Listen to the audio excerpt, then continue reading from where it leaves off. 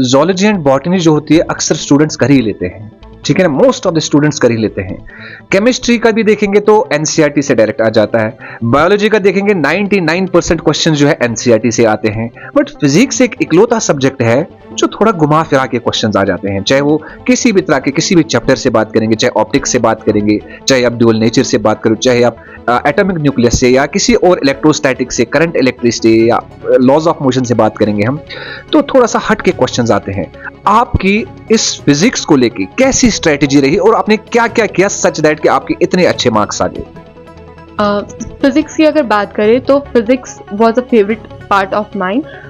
उसके लिए मैं सबसे पहले क्लास में जो पढ़ती थी उसमें कंसेप्ट अपने क्लियर करने की कोशिश करती थी, instead of directly going into the questions. पहले अपने कंसेप्ट्स को क्लियर करें। Physics is a subject based on imagination. जितना आप उसको अच्छे से इमेजिन कर पाते हैं उतना आप उसको अच्छे से समझ सकते हैं और अच्छे से फिर क्वेश्चन भी समझ सकते हैं। मोस्टली स्टूडेंट्स का ये रहता है कि physics is a formula based subject, formula रटेंगे तो ये हो जाएगा, but that is not the correct thing.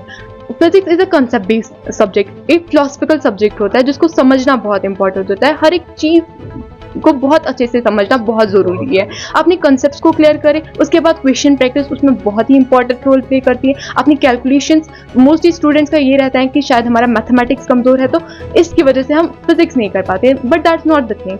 Physics में उतना कुछ आइंस्टाइन वाला मैथमेटिक्स नहीं लगता है, एक सिंपल मैथमेटिक्स लगता है। और वो चीजें आपको जो कैलकुलेशन मिस्टेक्स हो रही है कुछ, वो with time with practice overcome होती रहती है। लेकिन आपको पहले फिजिक्स के डर से फिजिक्स को पढ़ना नहीं छोड़ना होता है। मोस्टली स्टूडेंट्स ये करते हैं कि शायद हमारा फिजिक्स वीक है तो हम ये नहीं करेंगे, लेकिन जब तक आप उसको फेस नहीं करोगे तब तक आप अपनी वीकनेसेस को ओवरकम नहीं कर सकोगे। तो उसको, अगर आपको कोई सब्जेक्ट लग रहा है कि हाँ मेरा वीक है, मुझे इस पोर्शन, उस पोर्शन को रिकॉग्नाइज करें, उस पर काम करें, उसको पढ़े, डिफरेंट चीजों से समझे, अपने टीचर से उसकी हेल्प ले, बुक्स पढ़े और क्वेश्चंस करें, तो वो चीज आपकी ऑब्वियस